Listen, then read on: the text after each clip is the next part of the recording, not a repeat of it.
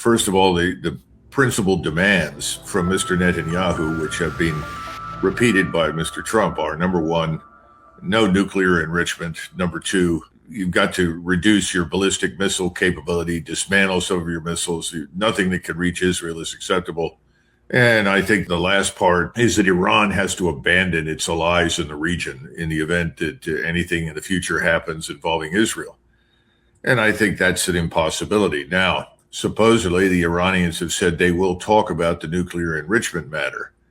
That means that we must have said that we could live with something other than no enrichment.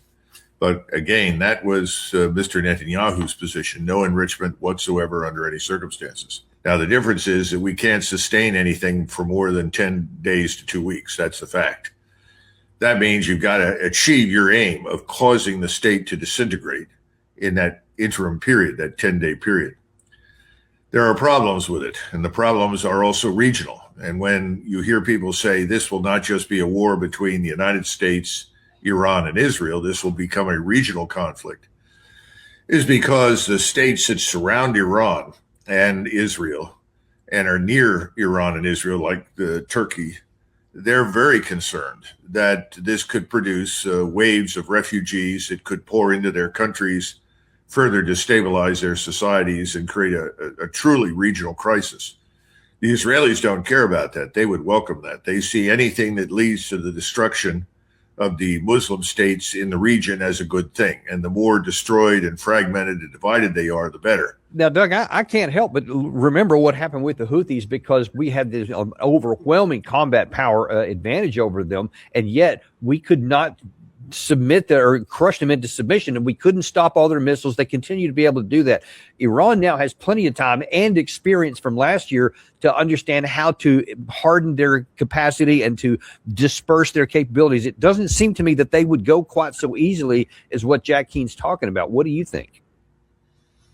Well, he's confirmed essentially what we discussed before, setting aside his numbers for the people allegedly killed inside Iran. Those are ridiculous.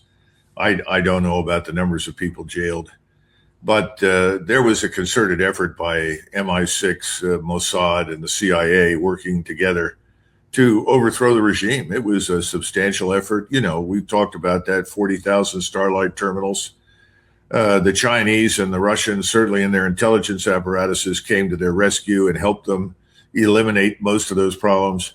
The regime is now very stable, and contrary to popular belief, Iranians are not all on their knees praying that we will bomb their country to rid them of the Ayatollah. That's not the case.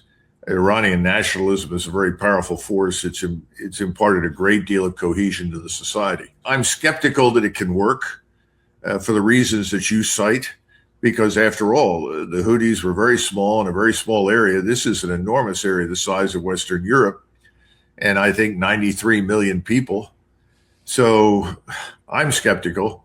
I would urge the president to reconsider, and I think he may want to, but I'm not sure he's going to have a choice. So the question to you is, what do you think, given if you were the Iranian leadership, if you started receiving this, and I mean like from the beginning, what would be your reaction to the United States forces in the region? Well, I would launch, let's put it this way, if I were an Iranian, I would launch the mother of all strikes.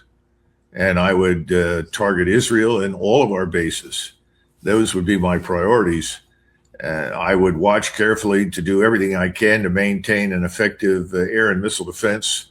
I would treat the ships at sea as potential targets, but they would not be my priority. As I think I've said before, hitting moving vessels at sea is tougher than many people think. But I think we also don't know exactly what Iran's capabilities are. Could they strike our base on Diego Garcia now? I've talked to some people who think they can. That's something that was impossible the last time around. If that's possible, that could have a huge strategic impact. So the bottom line is, yes, Dan, I think they'll hit all of our bases, but I think Israel will be the principal recipient of everything that they can throw at Israel. And remember, numbers of these ships are there as part of air and missile defense, and the Air Force will also have a role in that. So a lot of what we're doing is going to be connected to the defense of tiny Israel, from these massive strikes that are probably going to come in from Iran. I don't know, and I don't think anybody can say with absolute certainty what Iran's true capabilities are. آنچه در مورد ما میگویند